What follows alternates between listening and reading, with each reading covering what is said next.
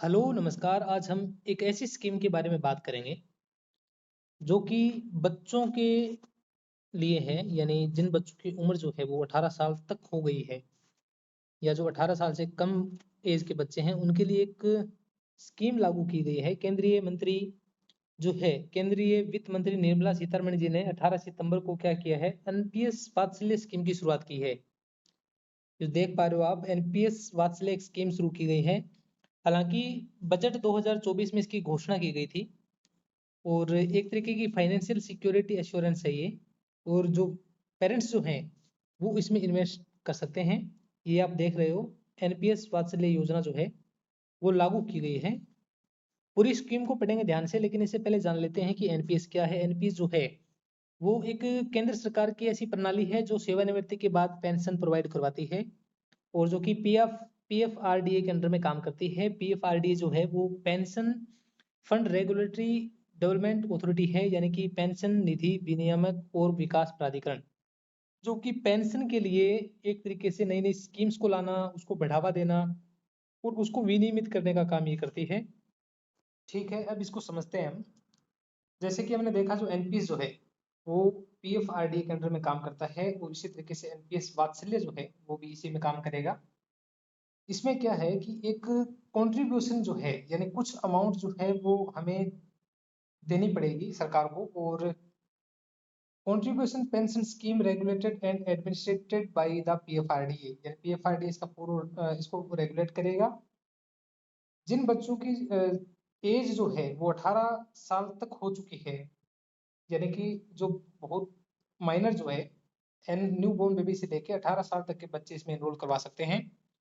इसमें होगा क्या कि एक अकाउंट जो है वो खुलेगा माइनर के नाम से, जिसको अ, बच्चे के जो गार्जियन हैं यानी उनके पेरेंट्स जो होंगे वो उस अकाउंट्स को ऑपरेट करेंगे।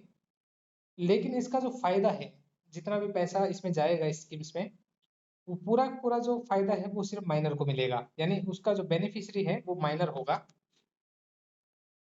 अकाउंट जो है वो आप किसी बैंक में या फिर इंडियन पोस्ट जो है, भारतीय डाक या फिर बड़े जो बैंक है वहां पे आप इसको ओपन करवा सकते हैं। या फिर एक ऐसा ऑप्शन भी है कि आप ऑनलाइन प्लेटफॉर्म इसका है ईएनपीएस, ये भी शायद शुरू हो गया है। आप इसकी वेबसाइट पे जाके, जैसे अलग अलग जो फंड मैनेजमेंट जो होते हैं, जैसे एसबीआई पेंशन स्कीम है या अलग अलग जो फंड मैनेजर हैं, उनके जरिए आप इसको अप्लाई कर सकते हैं। और इसमें डॉक्यूमेंट्स जो हैं, वो डॉक्यूमेंट्स इसमें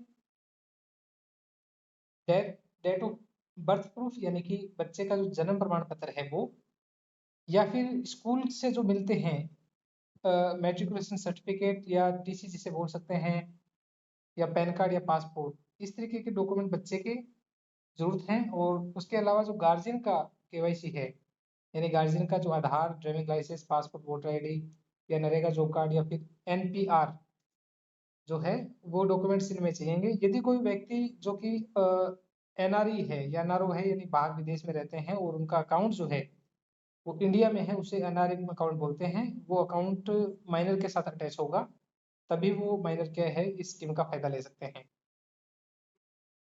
इसमें रजिस्ट्रेशन करने के बाद एक प्रान नंबर जारी होगा, यानी परमानेंट रिटायरमेंट अकाउंट नंबर होता है, वो जारी किया जाएगा माइनर के नाम से। हर साल मिनिमम जो कॉन्ट्रीब्यूशन अमाउंट है वो 1000 रुपए है और मैक्सिमम की कोई लिमिट इसमें रखी नहीं गई है। पेंशन फंड सिलेक्शन भी इसमें दिया गया है, यानी कि जो पैसा माइनर के द्वारा कंट्रीब्यूट किया जाएगा, यानी उनके गार्जियन के द्वारा जो पैसा कंट्रीब्यूट किया जाएगा, जो पैसा इस स्कीम में लगाया जाएगा, वो पैसा जो है वो एक्चुअल में अलग अलग इन्वेस्टमेंट चॉइस दी गई है।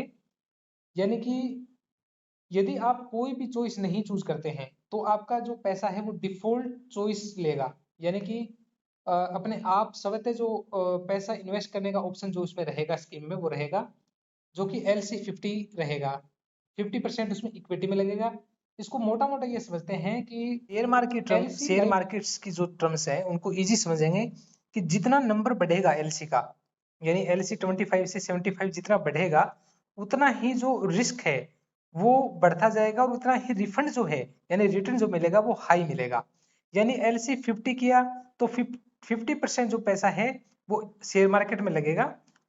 के अलावा ऑटो चॉइस और एक्टिव चॉइस दी गई है, यानी ऑटो चॉइस में तीन कैटेगरी है। LC25 जो है वो एग्रेसिव है, यानी हाई रिस्क हाई रिटर्न। उसी तरीके से LC25 जो कम से कम है, LC50 जो है वो मॉडरेट है, और LC25 जो है वो कंजर्वेटिव है। इसके अलावा एक एक्टिव चॉइस दी गई है, यानी कि आपको पैसा किस जगह इन्वेस्ट करना है, यानी आपको गवर्नमेंट सिक्योरिटीज में करना है, या कॉर्पोरेट डेट में करना है, या इक्विटी में करना है, यानी शेयर मार्केट में, या गवर्नमेंट सिक्योरिटी जो कि थोड़ी सिक्योर रहती है, सेफ रहती है, तो उसमें भी आप जो ऑप्शन है वो दिया गया है। अब समझते हैं कि जो एग्जिट का कैसे कर सकते हैं, एग्जिट एंड विड्रॉल कैसे करेंगे, तो वो समझते हैं। यदि किसी ने पैसा जो है वो 2.5 लाख रुपए तक इन्वेस्ट किया है, जो उसमें 18 साल तक की एज तक उस किसी ने 2.5 लाख रुपए से नीचे तक पैसा इन्वेस्ट किया है, तो पूरा का पूरा पैसा जो है वो विड्रॉल कर सकता है। और यदि किसी ने पैसा जो है वो इन्वेस्ट किया है 2.5 लाख रुपए से ऊपर, 2.5 लाख रुपए या फिर 2.5 लाख रुपए से ऊपर किसी ने पैसा इन्वेस्ट कर दिया, तो उसका 80% जो पैसा है वो 80% पैसा क्या हो जाएगा, वापस री इन्वेस्ट हो जाएगा। ठीक है।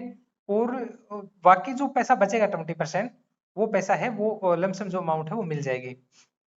अब इसमें ये थोड़ी सी चीज जो है वो थोड़ी सी रिस्क वाली चीज रहेगी, क्योंकि 80% वापस री इन्वेस्ट हो जाएगा, और वो फिर 60 ईयर तक की एज के बाद मिलेगा। जब रिटायरमेंट की एज हो जाएगी 68, उसके बाद मिलेगा। और इसमें एक ये भी ऑप्शन दिया गया है कि यदि किसी को बहुत नेसेसरी है, यदि कोई बीमार हो गया है या फिर उसको एजुकेशन से रिलेटेड पैसों की जरूरत है, तो उसमें क्या है कि 18 साल तक की एज तक वो 3 बार पैसे हैं वो विड्रॉल कर सकता है, और टोटल कंट्रीब्यूशन जितना किया है उसका 25% जो पैसा है वो निकाल सकते हैं।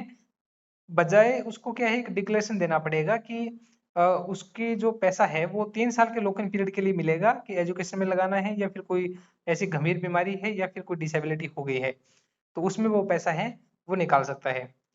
भगवान न करे किसी इस स्कीम के दौरान किसी माइनर की डेथ हो जाए, तो जो पैसा है वो क्या, पूरा का पूरा पैसा जो है वो उसके गार्जियन को मिलेगा। और यदि गार्जियन की भी डेथ हो जाए, तो जो सेकंड गार्जियन है, यानी कि माता है तो पिता, या पिता है तो माता, उनको पैसा मिलेगा। और ऐसी भी कंडीशन इसमें दी गई है कि यदि दोनों गार्जियन की डेथ हो जाए, तो उसमें जो लीगल हायर्स है उनको पैसा जो है वो मिलेगा।